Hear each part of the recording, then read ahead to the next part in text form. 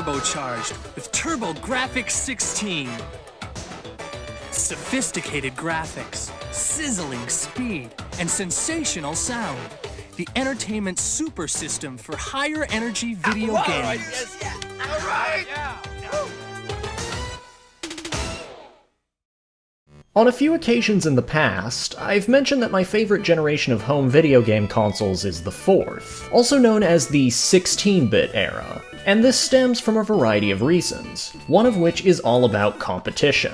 While the second and third generations of home consoles were virtually monopolized by Atari and Nintendo respectively, the fourth generation was defined by a fierce console war from start to finish, with, fittingly enough, 4 major players supplying the crucible and keeping it red hot. Nintendo's SNES, Sega's Genesis, NEC's TurboGrafx-16, and SNK's Neo Geo. I'll admit that I have a strong bias towards the Sega Genesis as my not-so-subtle favorite, but part of me has been curious about the TurboGrafx-16 for quite a few years. Outside of Japan, this console was pretty obscure before the advent of the internet, as well as services like the Wii Virtual Console and the TurboGrafx-16 Mini. In fact, I know a perfect way to test its overseas reputation. If I asked you to name 10 games from the Super Nintendo library, or 10 games from the Sega Genesis library, you could probably think of plenty. But how would you do if I asked you to name 10 games on the TurboGrafx-16 from memory? At multiple points while working on my 2 discussion/countdown type videos about my favorite Sega Genesis soundtracks, I pondered doing something similar, but with the TurboGrafx-16, as an opportunity to finally make the leap and explore more of its library. What I didn't expect was for this to turn out to be the kind of rabbit hole that it is, and the further I read, the more I felt like talking about the console in a general sense, rather than just its sound capabilities with light sprinklings of history. And that's what brings us to here, with what I intend to do with this video. To present a fairly condensed history of the TurboGrafx-16 from the perspective of the companies that made, supplied, and maintained it from the late 80s to the mid-90s. Obviously, I can't cover every single facet, event, or game from the TurboGrafx-16's lifetime, and the sales figures from this era aren't 100% accurate, but I want to provide enough detail to show how much of a promising system it was for its time, as well as what factors caused it to have such a dramatically different legacy in Japan and overseas. My name is Sherry, and I'll be your designated Talekeeper this fine day. So please make yourself some refreshments, sit back, and relax, as I share with you a condensed history of the lesser appreciated third console of the 16-bit age, the TurboGrafx-16, also known as the PC Engine, or the TurboGrafx, or the Turbo Duo. It's complicated. You know what, just cut to the next scene.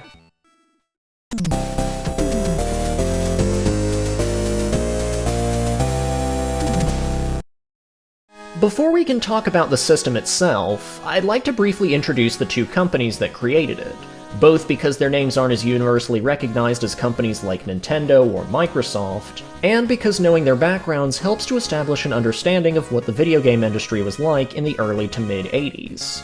The PC Engine, or TurboGrafx-16 as it was mainly known outside of Japan, was the result of a partnership between the Nippon Electric Company, or NEC for short, and Hudson Soft, 2 companies whose prior experiences complemented each other in a way that was more natural than what the circumstances bringing them together might otherwise suggest. In the decades of Japan's post-war electronics boom, NEC was a well-established manufacturer for various components like semiconductors and signal processors, as well as personal computers, with the 8-bit PC 8800 series introduced in 1981, and the improved 16/32-bit PC 9800 series introduced just the next year. During the 1980s, NEC held a very thematically appropriate 80% of the Japanese home computer market, and both the PC-88 and PC-98 were known for their catalog of games and doujin soft titles as much as their application for business, education, and other hobbies. The PC-9800 series in particular was among the world's best-selling home computers by the end of the millennium, with an incredible 18 million units sold across all models, despite its near-total exclusivity in Japan. Numbers that cemented NEC as both a household name and a mark of quality. Hudson Soft, meanwhile, had a background producing video games across various platforms in the industry of the early 80s. These included NEC's PC-88, as well as ASCII and Microsoft's MSX, Sinclair Research's ZX Spectrum, and in particular, Nintendo's Family Computer, or Famicom for short. In addition to making games, Hudson Soft also engineered a new storage medium to contain said software. Dubbed B-cards, these modified telephone cards were pitched as a cheaper and more reliable alternative to floppy disks, cassette tapes, and ROM cartridges, the three conventional storage mediums of the time. In practice, though, the idea was predated by Sega's My Cards, and B-cards were about as unsuccessful, only ever seeing limited usage for MSX computers and, weirdly, a few models of Korg synthesizers. And despite good business relations with Hudson Soft, Nintendo declined an offer to purchase the technology for the Famicom, seeing more potential in floppy disks instead. Although Hudson Soft had struck out with both ASCII and Nintendo, NEC was interested in their B-card technology, and a partnership between the two companies was formed in 1986. Their goal was to create a new video game console that would bring NEC's hardware and manufacturing expertise together with Hudson Soft's experience in video game development, while also using a more polished adaptation of their B-cards. The console was given the name PC Engine to invoke the familiar success of NEC's PC-88 and PC-98 for consumers, and its games were stored on special Hudson cards, or HUE cards for short. Eye-catching, unique, and capable of storing up to a megabyte of data despite their size, these were inserted into a slot on the face of the console and were locked in place as long as the console was powered on, mitigating any damage to the HUE card's connectors during play. As for the console itself, the PC Engine was clearly designed as a rival to Nintendo's Famicom, having been given a sleek and professional design that looked less like a toy and more like a home computer with broader market appeal. It was also the smallest major console on the market. At 14 centimeters long, 14 centimeters wide, and 3.8 centimeters tall, it's a record the PC Engine keeps to this day. But as the saying goes, appearances can always be deceiving.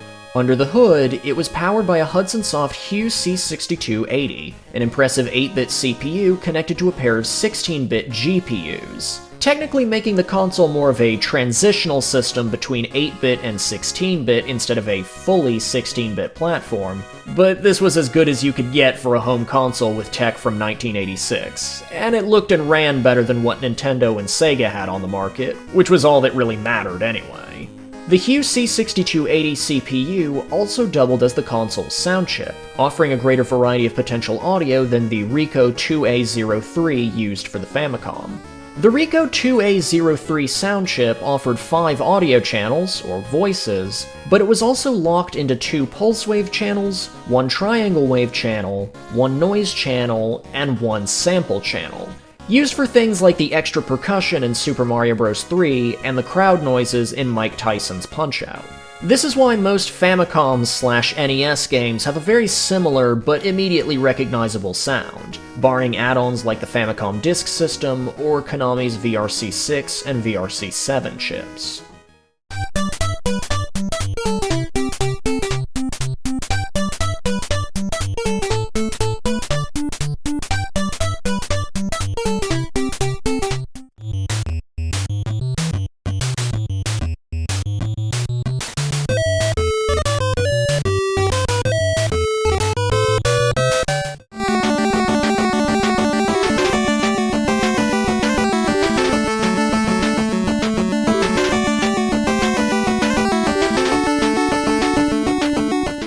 The HUE C6280, on the other hand, offered 6 wavetable audio channels, giving composers a level of freedom comparable to 8-bit home computers like the Amstrad CPC and the Commodore 64, but with twice as many channels.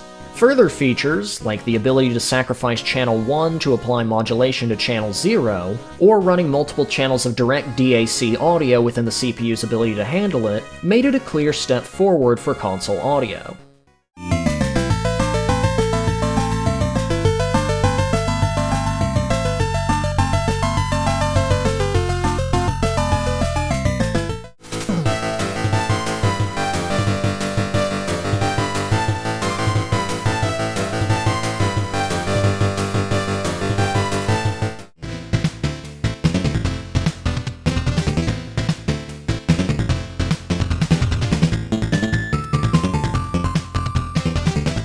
All of this, compounded with its 8 kilobytes of RAM, 9-bit palette of 512 colors, and exciting new HuCard format for storage, made NEC and Hudson Soft's PC engine look like a console with a fair deal of promise.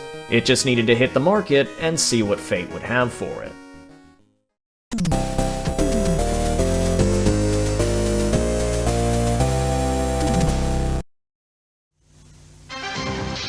PC エンジン512色スーパービジュアル6チャンネルリアルサウンドニューワールドを制覇する PC エンジン全開 NEC から On the 30th of October 1987, the PC Engine was launched in Japan, with a lineup of 5 games by NEC and Hudson Soft for its first 2 months on the market.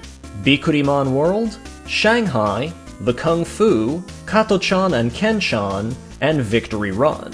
Although that might not sound like much, the PC Engine's next-generation graphics and sound garnered immediate interest, and it sold over 500,000 units in its first month alone. For comparison, it took the Famicom twice as long to hit 500,000 sales back when it debuted in 1983. In early February 1988, the PC Engine would receive its first third-party title, Namco's Yokai Dochuki, and from there, fortune would snowball for the PC Engine, through the addition of more diverse third-party titles, including Gaia no Mansho by Masaya, Alien Crush by Naxat Soft, and the legendary Axe by Victor Musical Industries. From a developer standpoint, the PC Engine was not only appealing because of its more advanced hardware, but also because NEC and Hudson Soft didn't enforce the same restrictive licensing policies that Nintendo had. By the end of the year, the PC Engine had become the fastest-selling video game console in the Japanese market, having dethroned the Famicom for the first time since December 1984. To put this into perspective, the closest thing Nintendo had to a rival console before the PC Engine was the SEGA Mark III, better known overseas as the Sega Master System. Between its launch in 1985 and the end of 1988, the Sega Mark III had sold at least 1.3 million units in Japan, compared to the Famicom, which sold a whopping 11.3 million units in Japan alone during that exact same time frame. So for Nintendo to lose its edge in their own home market to a new party like NEC and Hudson Soft, even briefly, was a pretty big deal. And the PC Engine was only entering its second year of sales.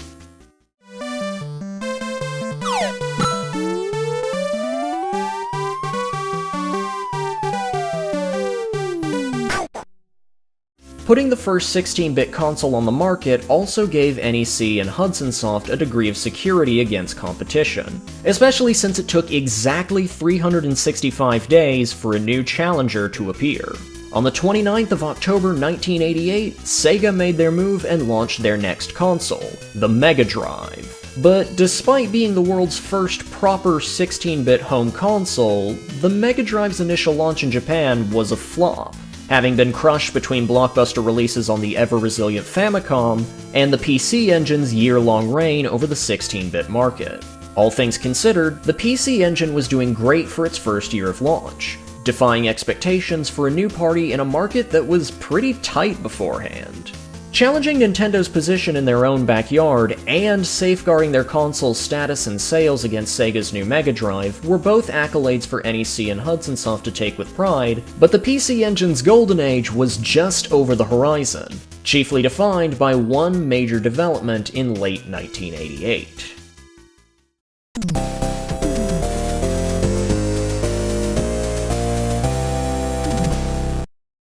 Those pits and plateaus on CDs representing music today could represent text tomorrow, a book maybe, even an entire dictionary.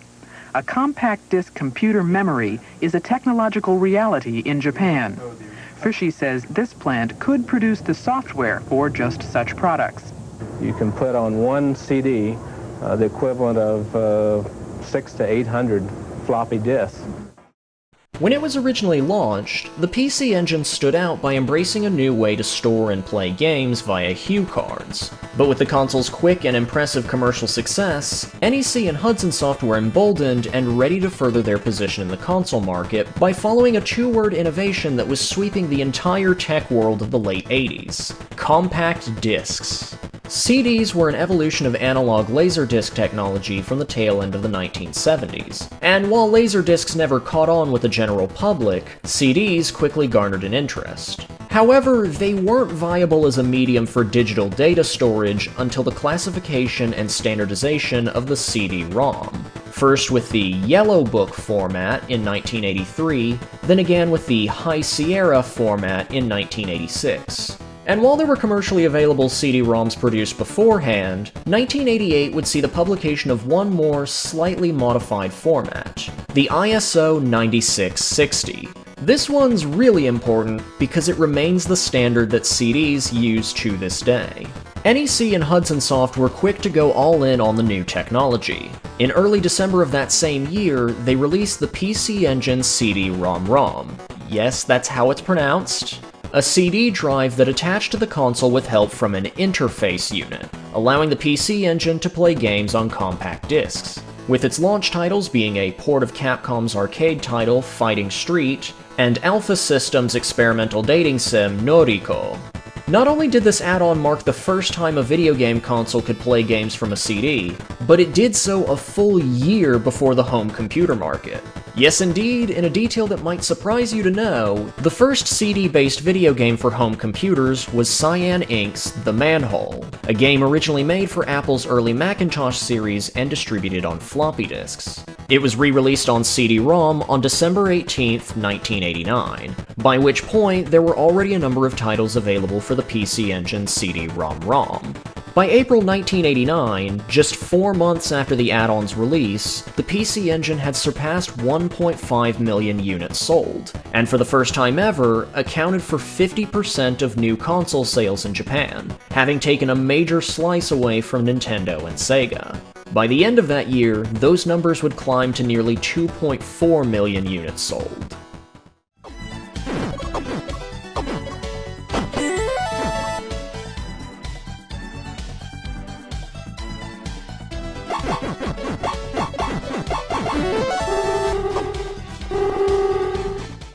Titles ported from the arcades were continuing to add glamour and pump ammunition into the PC Engine's library. These included Vigilante by Irem, Wonder Momo by Namco, and Heavy Unit by Taito. And while CDs might not have been the same kind of Wild West for console games as polygonal 3D graphics would be later on, they still opened the door to an exciting burst in creativity.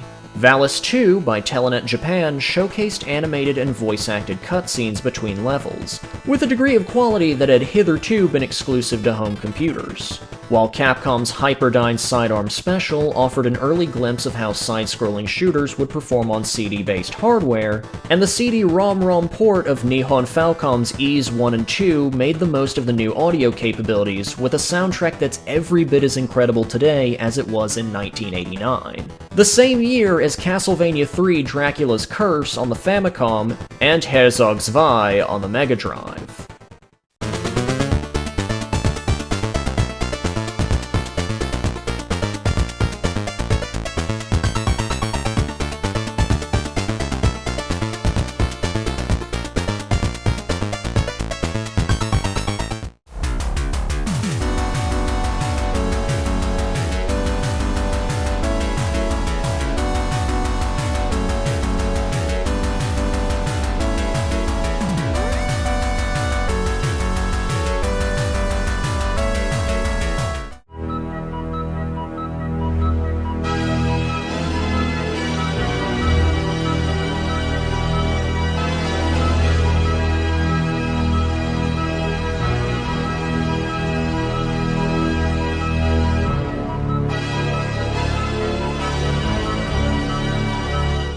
The final months of 1989 also saw the introduction of PC Genjin, also known as Bonk or PC Kid depending on where you're from. A lovable and highly expressive cartoon caveman, he began as a comic character and quickly became the console's mascot, no doubt being NEC and Hudson Soft's attempt to emulate the success of Nintendo's mustachioed Red Plumber.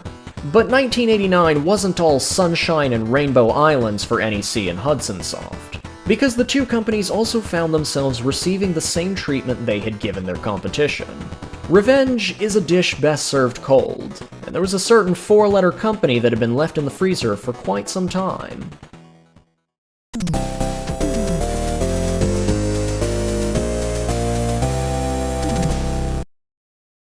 It's coming soon to a television set near you, an incredibly advanced video game system. Are you ready for these amazing graphics and vibrant colors? Can you handle the speed and the power? How about the capacity for stereo sound and for 5 players? You decide before September, because it's coming. TurboGrafx-16, the higher energy video game system. At this point, we've been talking exclusively about the Japanese market, but with the success of the PC Engine in its home country, as well as the lack of a 16-bit console in North America or Europe, NEC and Hudson Soft were once again interested in expanding their horizons. Discussions about launching the console in North America had started as early as 1988, but there were concerns about the system's potential in a vastly different market. Preliminary testing data had shown that the PC Engine's name was viewed as confusing, and its small, compact design was unpopular, as well as not within FCC guidelines, meaning that both a rebrand and a redesign were necessary in order to appeal to its new overseas audience. This process would certainly add more work and delay the console's launch, but it was a risk the two companies were ready and willing to take. For its North American debut, the console was renamed to the TurboGrafx-16, in reference to its fast speed and twin 16-bit graphics processors. Its HuCard format was also accordingly relabeled as Turbo Chips to match the system's new fast and advanced image. And while the inner hardware of the system was virtually identical, the console's outer shell was elongated and given a more futuristic look, with black as the dominant color instead of white.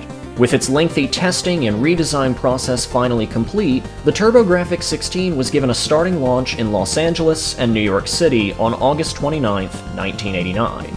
There was just one teeny tiny minor little issue though. The SEGA Genesis had already been on the same shelves for 2 weeks. In a total reversal of fortunes, NEC and Hudson Soft had been put in the same position they left SEGA in nearly a year prior. And SEGA hadn't forgotten the disservice either. Within its first year in North America, SEGA packed the Genesis library with ports of arcade games, eye-catching exclusive titles, and player-endorsed sports games, all of which gave it clear dominance over the TurboGrafx-16. Even as early as the two consoles' launch titles, it was pretty evident that SEGA had secured the North American market, because Keith Courage and Alpha Zones failed to impress as many consumers as Altered Beast. And that's not even mentioning Sega's infamously aggressive advertising, which, while primarily targeted at Nintendo, still made sure to slam the TurboGrafx-16 for running on inferior hardware. Despite this, NEC wasn't giving up on their overseas venture. They agreed to halt all assembly on their other products, like video recorders and televisions, in North America, so that their local subsidiary could shift more attention and resources to the TurboGrafx-16.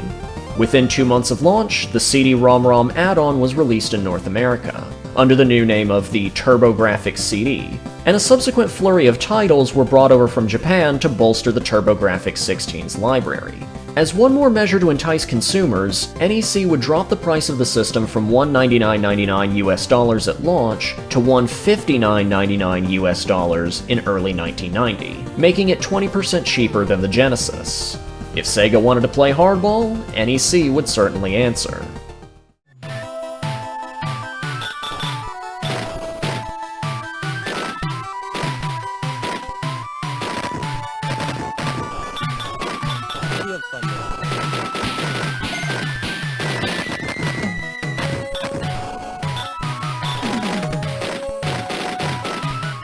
But North America wasn't the only place where NEC and Hudson Soft were on alert, because the PC Engine's success back in Japan largely hinged on how long Nintendo stuck to the Famicom, and whether or not the duo would be prepared when Nintendo released their planned successor. In early December 1989, as details regarding SNK's Neo Geo and Nintendo's Super Famicom saw publication, NEC and Hudson Soft reacted by launching 2 new products: the PC Engine Core Graphics and the PC Engine Super Graphics. The core graphics wasn't really much besides an updated model of the PC engine, featuring a new black and blue casing, a slightly modified CPU to fix certain audio issues, and built-in compatibility with composite AV cables instead of an RF switch box, providing improved picture quality and stereo audio without needing an add-on that hogged the expansion port. The Super Graphics, by comparison, was an upgrade and a half, effectively reimagining the system as a fully 16-bit machine, one that would be on equal footing with the Sega Mega Drive and Nintendo's upcoming Super Famicom. It offered a secondary video chip for enhanced graphics, as well as a quadrupled 32 kilobytes of RAM, but it was still fully compatible with all PC Engine games and accessories, like the CD-ROM². That certainly sounds promising, but the reality was that the Super Graphics was heavily rushed to launch, only ever had a library of 7 games, and the upgrades it promised were pretty negligible for the price tag of 39,800 yen. Expectedly, it failed, but it showed that NEC and Hudson Soft weren't complacent with their success in Japan and knew that their console was starting to fall behind. And as one decade gave way to the next, their position of influence in the market would be tested on both sides of the Pacific, and by both sides of their competition.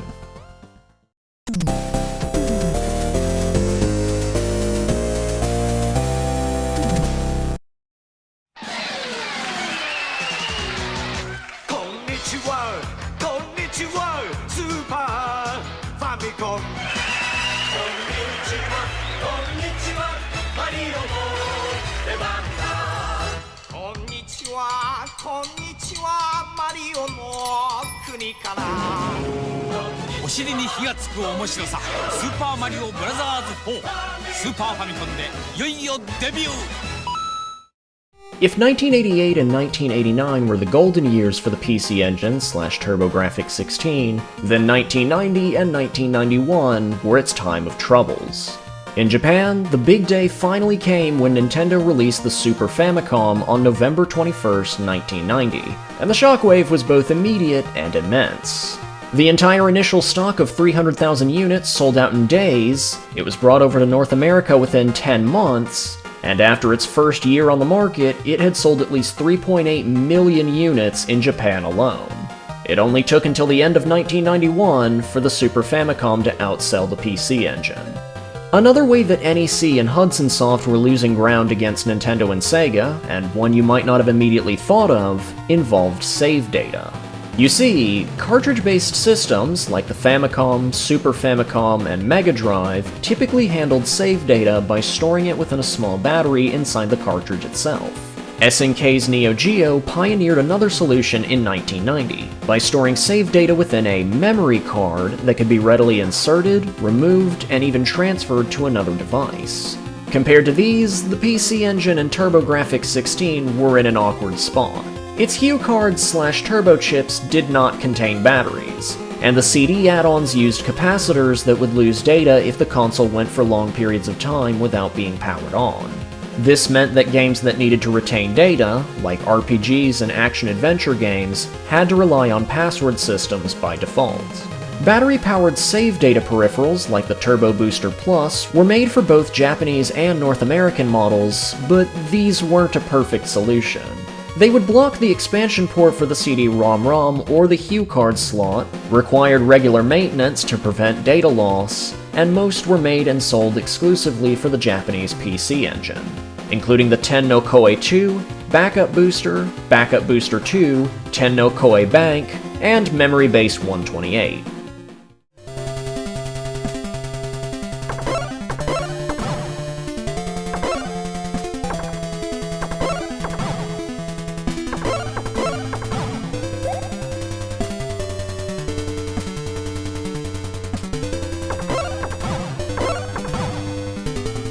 Meanwhile, in North America, the TurboGrafx-16 was continuing to struggle against the Sega Genesis, and it was about to struggle even harder with the incoming launch of the SNES. In an effort to stay innovative, NEC and Hudson Soft released the PC Engine GT / Turbo Express in December 1990. This was a special handheld edition of the console that allowed games on HuCard / Turbo chips to be played on the go. Another first for the industry that came nearly 5 whole years before the Sega Nomad would do something similar. But for all the convenience it offered, including a TV tuner and a link cable for multiplayer functionality, the price tag was too steep to convince people to buy it, and it killed batteries faster than a bunch of children on Christmas Day. The two companies also dropped the price of the TurboGrafx-16 a second time in May 1991, trying to encourage sales by pushing it as the more affordable console in a time of economic recession, now selling at $99.99 US, half the price of its competition.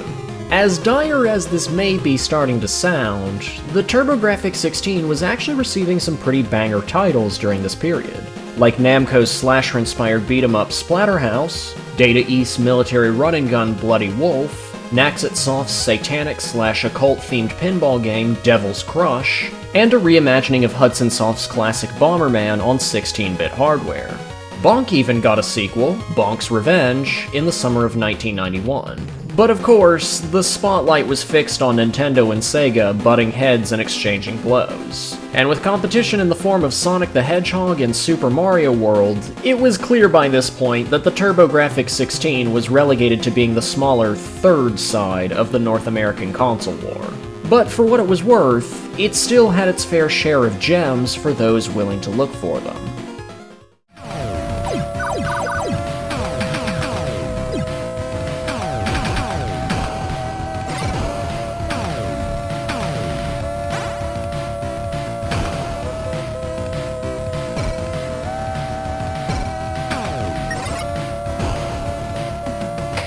By the way, I haven't forgotten about Europe. But NEC and Hudson Soft sure did. Although the fourth generation of home consoles would see rising success in the European market, NEC and Hudson Soft waffled heavily on whether or not to bring the PC Engine to Europe. Before it was even released in North America, several PC engines were smuggled into countries like the United Kingdom and Czechoslovakia, where they were reverse engineered to produce pirated PAL-compatible models like the PC Engine Plus and Super Engine 2. While NEC and Hudson Soft did eventually produce an official PAL-ready model of the console, referred to as just the TurboGrafx, it was a rather hastily made conversion of a North American TurboGrafx-16. And with its own underwhelming performance across the Atlantic, NEC and Hudson Soft cancelled the official launch.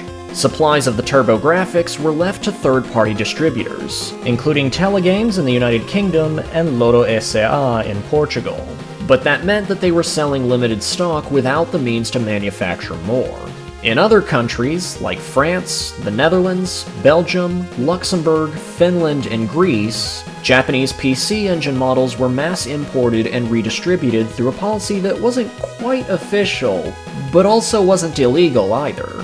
If all of that doesn't seem like enough of a headache, I have yet to mention that this console was region-locked. So if you were a European fan, especially in the United Kingdom, every game you bought carried a risk of being incompatible with your system, unless you imported Hue cards directly from Japan, or turbo chips directly from the United States.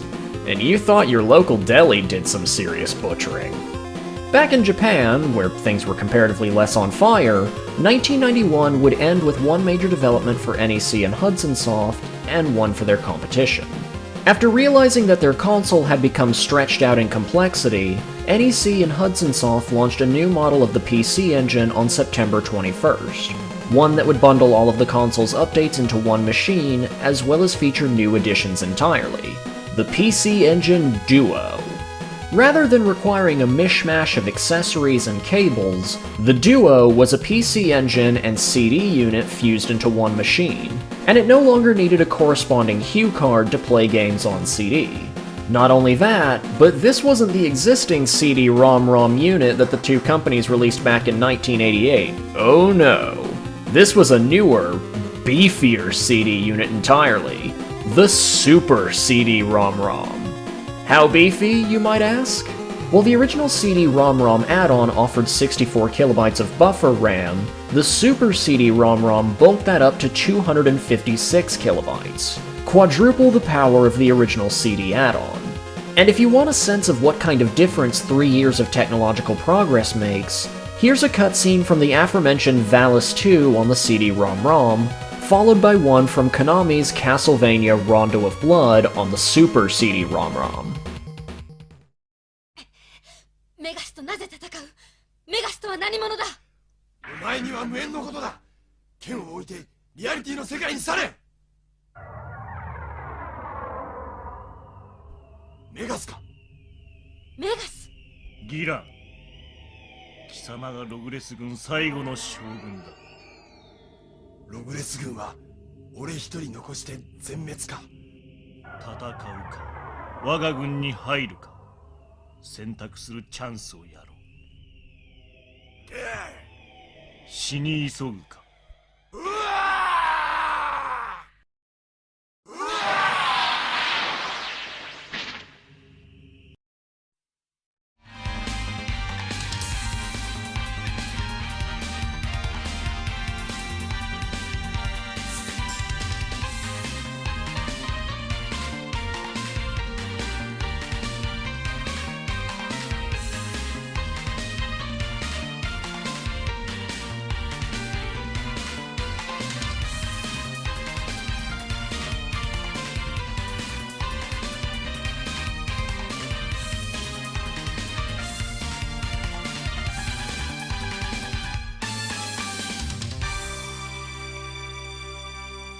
In addition to the Super CD-ROM² and its steady flow of new titles, the Duo model was compatible with all base PC Engine and CD-ROM titles, and it could play both audio CDs and CD plus Gs, which, if you didn't know, were the kind used for karaoke machines. This meant that the PC Engine Duo was the first video game console to double as a multimedia device, 3 years before Sony's PlayStation 1.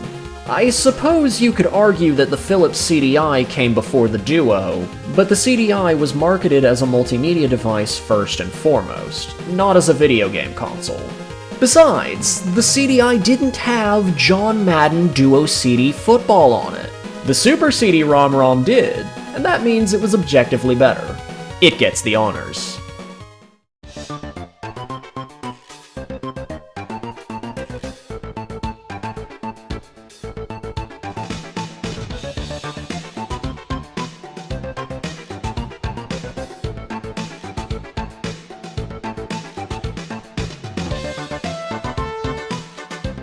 But for as grand as the Duo model was, the PC Engine's signature status as the lone CD-compatible console was finally coming to its end in December 1991.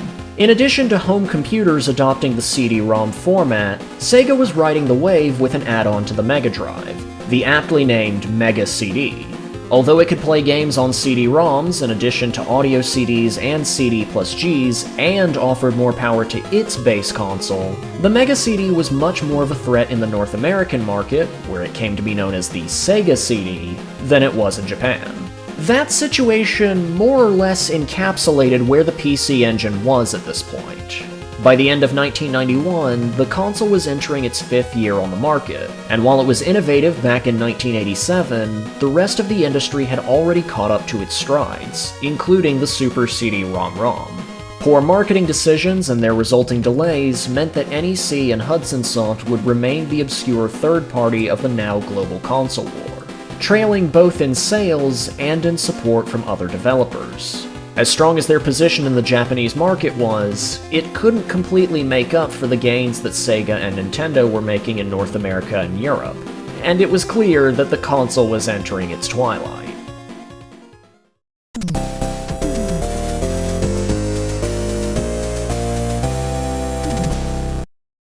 First, there was Atari. Then, there was Nintendo. Now, the next generation video games, TurboGrafx-16 and TurboGrafx-CD for live video games and 2,000 times more memory. Turbo Express Portable, Turbo Chip compatibility, basic system $99.99. TurboGrafx-16, the next generation now. 1992 was not a good year for the TurboGrafx-16. The console was continuing to lag behind not only the Sega Genesis and Super Nintendo, but its Japanese counterpart as well. By the end of the year, with the 16-bit console war in full force, the PC Engine had sold 5.4 million units in Japan, while the TurboGrafx-16 only sold 1.7 million units overseas, which paled in comparison to the 6.9 million Super Nintendo units and 7.6 million Genesis units sold within that same North American sphere. Marketing for the TurboGrafx-16 had, up to this point, been handled by NEC's American subsidiary branch, NEC Home Electronics USA. But with the situation moving from orange to red, NEC and Hudson Soft formed a more direct management venture, Turbo Technologies Inc., to try and put the console back on the right track. The Duo model was brought over from Japan and appropriately renamed the Turbo Duo, and the base console's price tag was cut yet again to make the TurboGrafx-16 more accessible and thus hopefully encourage sales. The new price tag was a poetically tragic $69.99 US, exactly $10 cheaper than an NES on the same shelf, the very console it was made to surpass and replace. The Turbo Duo, on the other hand, sold for $299.99 US, and to make up for that higher price tag, Turbo Technologies made sure to advertise it as a complete bundle that included 4 pack-in titles, a reserved copy of Turbo Force magazine, and a $50 coupon for additional games. This offer was promising enough to help push the Turbo Duo as the primary model in North America, and it even sold 100,000 units in its first 3 months, but it was also competing against a similar SEGA CD bundle that promised even more for an additional $100. Bolstered by the meteoric success of the Genesis and an aggressive marketing campaign, it didn't take long for the SEGA CD to come out on top. Despite this, the console was still receiving a steady number of quality titles, many of which had already been released in Japan. British developer Psygnosis saw their classic and groundbreaking Amiga title Shadow of the Beast brought to the TurboGrafx-16 in March 1992. Their most famous title, Lemmings, was also ported to the system, but that one was exclusive to Japan. CinemaWare's Lords of the Rising Sun, a real-time strategy game that helped inspire the Creative Assembly's Total War franchise, was ported to the Turbo CD in July.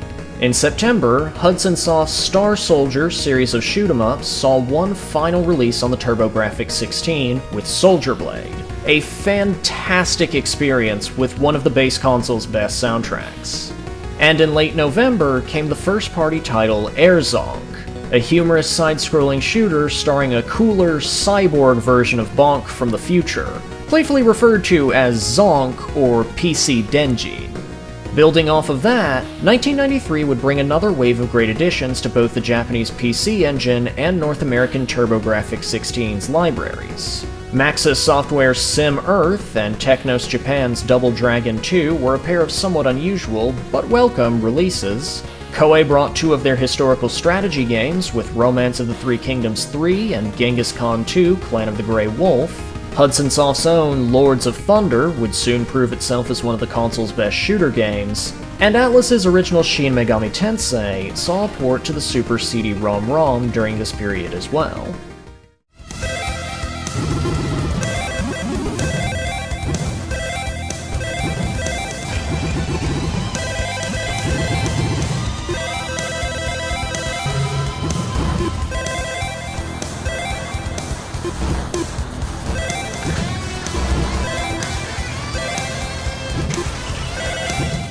But 1993 would also unfortunately mark the beginning of the end. At some point that year, France and the Benelux nations ended their support of the PC Engine, which, while not entirely official to begin with, marked the first region that had moved on from NEC and Hudson Soft's once ambitious console. Not too long after, in May 1994, Turbo Technologies announced that support for the TurboGrafx-16 was officially ending after 6 years of struggling to stay afloat against their competitors. While they would still offer services like console repairs, any new releases from this point forward would have to be handled by independent publishers. The last officially licensed title overseas was fittingly spearheaded by the console's mascot, Bonk 3 Bonk's Big Adventure CD, an exclusive port released for the Duo CD in December.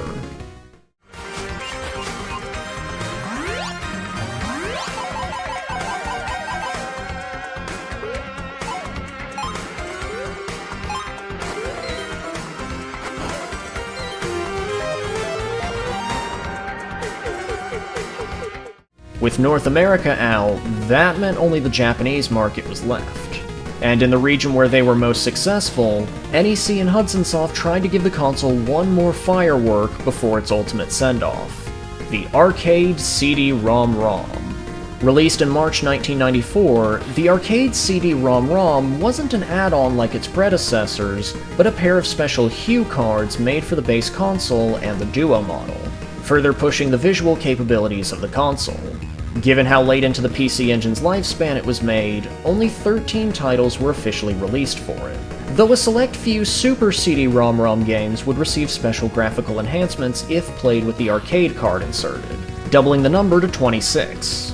These included Human Entertainment's Vast Steel 2, Nihon Falcom's Popful Mail, Fill-In Cafe's Asuka 120% Maxima Burning Fest, and NEC's own Private Idol.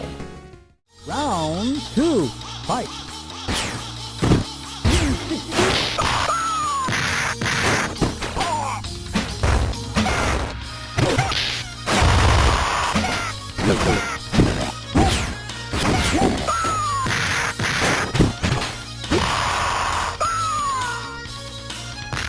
The arcade CD-ROM also brought to light a certain uncomfortable truth about the console. Between 1992 and 1994, the hue card format became less and less common, and while all of the new CD-ROM-centered add-ons were certainly great, there was only so much that NEC and Hudson Soft could do to prolong the PC Engine's lifespan, and there were already signs that the rest of the market was getting ready to move on from the 16-bit era. Indeed, by the end of 1994, the 3DO system and Atari Jaguar were available in all major regions, while the Sega Saturn and Sony PlayStation were available in Japan and getting ready for their overseas debuts, effectively marking the end of the video game industry's fourth generation of consoles and the beginning of its fifth. After 8 long and storied years in its home market, NEC and Hudson Soft announced the PC Engine's end of service on December 16, 1994. The console would still receive new titles throughout 1995, both first and third party, but these were most likely titles that began development before the end of service announcement. Skip ahead to 1996 and 1997, and it was evident that the PC Engine was a discontinued console.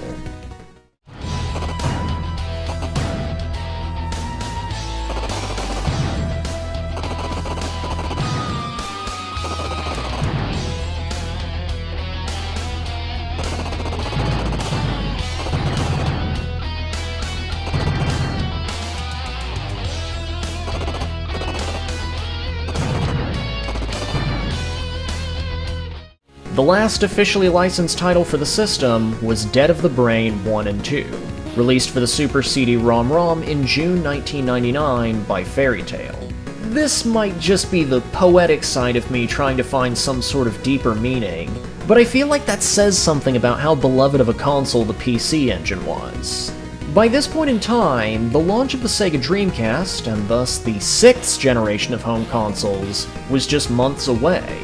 Yet there was still one developer willing to put a title on a system that was now 2 generations out of date from a pair of companies that had retired from their first-party console manufacturing status.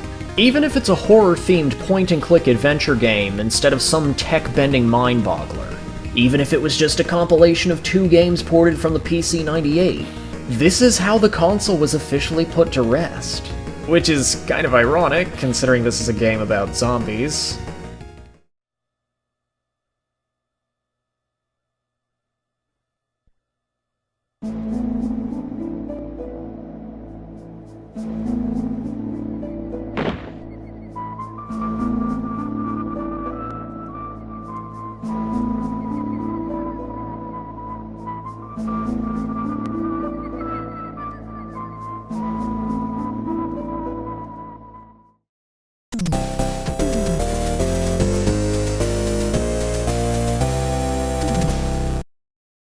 So that's where the PC Engine story ends. Sort of. NEC and Hudson Soft weren't actually done in the home console market just yet, as they had a 5th generation successor for the PC Engine, the PC-FX. If you've never even heard of the PC-FX, don't worry, that's totally understandable. because it was exclusive to Japan, and compared to the PC Engine, it performed horribly. The PCFX had a troubled development that started in 1990 and led to it being scrapped and rebuilt from the ground up. Both NEC and Hudson Soft took a less active approach in supporting its library, which only ever amounted to 62 official titles, and in a generation defined by the exhilarating leap into polygonal 3D graphics, trying to sell a console without any 3D capability beyond pre-rendered graphics was a recipe for disaster, especially against Sony's original PlayStation. As gratifying as it might be to think that NEC and Hudson Soft's run as a first-party console manufacturer ended with a bang, the unfortunate reality is that it ended with a sad whimper. But let's dial things back a bit, and forget about the PCFX. After all, we're not here to reflect on that, we're here to reflect on the PC Engine. I don't feel inclined to end this video by saying something radical and sweeping like, you should thank the PC Engine for breaking Nintendo's iron grip on video games and making the console market freer and much better. Because that was inevitably going to happen. No monopoly can truly last forever, and if NEC and Hudson Soft weren't the ones to break it, SEGA most likely would have instead. They certainly did that in North America and Europe at least. But what is worth saying is that this console doesn't get enough appreciation for what it accomplished, especially the many firsts it set for console gaming and video games in general. Among its strongest achievements, the PC Engine / TurboGrafx-16 was the first 4th-gen home console to be put on store shelves, it was the first ever platform to support games on compact discs, and, via the Duo model, was the first home console to double as a multimedia device. Its HuCard / Turbo chip format for game storage was also unique and decently innovative for its time, since no other major console used chips as their primary storage medium. The only things I can think of from a big-name company that come close in spirit are the cartridges used for the Nintendo Switch, or maybe the ones used for the PlayStation Vita or the Nintendo DS before it. And while the PC Engine GT / Turbo Express wasn't successful in the long run, it still marked the first time a portable system was made to handle console games, long before the aforementioned Nintendo Switch, Wii U gamepad, or even smartphones, given the kinds of things you can find on the Apple and Android stores these days. The PC Engine was also a platform of refuge for adult-oriented video games, or eroge, which was a rising genre in Japan during the 80s and early 90s. While the eroge market actually started on NEC's PC-88, or the Sharp MZ depending on who you ask, the PC Engine provided an official outlet for console owners at a time when both Nintendo and SEGA had tight restrictions on pornographic content. Regardless of how you feel about the games themselves, appealing to an adult demographic was part of the console's success and therefore deserves some form of recognition. And if you take a step back and look at its library as a whole, while it was never as large or star-studded as those of the Sega Mega Drive or Nintendo's Super Famicom, there were still plenty of great titles to choose from, as well as some sleeper hits if you're feeling particularly adventurous. A few of my personal favorites for the base console include Newtopia 2, Soldier Blade, Devil's Crush, Summer Assault, and Magical Chase. And if you want to include the CD add-ons, you can add Lords of Thunder, Ys 1 and 2, Cotton, Fantastic Night Dreams, and Castlevania Rondo of Blood to my recommendations.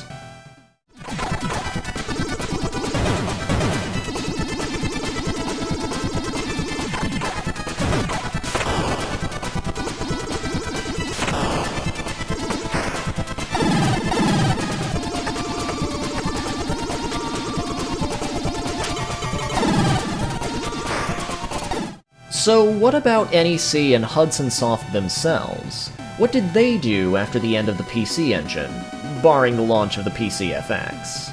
Well, even though Hudson Soft was responsible for developing a large number of games for the PC Engine's library, they still kept good relations with Nintendo, finding time to develop games for their NES, SNES, and Game Boy systems. Following the PC Engine's end of service, they'd not only continue to work with Nintendo, but also Sega, adding titles to the Genesis, SEGA CD, and Game Gear's catalogs. Really, up until their eventual absorption into Konami in early 2012, It was like a return to their early days, producing video games for just about every major platform. As for NEC, they would do something similar, except by providing hardware to their former competitors instead of software. Their name comes up in some pretty surprising places too. NEC's V810 CPU can be found inside the Virtual Boy, a variant of their VR4300 CPU can be found inside the Nintendo 64, and you can also find a variant of their Power VR2 GPU inside the Sega Dreamcast. So even though NEC and Hudson Soft no longer had a platform of their own, it's not like they disappeared entirely. They were still lending their talents to the ongoing advancements of the industry. That previous statement is probably the best way to look at the PC Engine and TurboGrafx-16 in retrospect.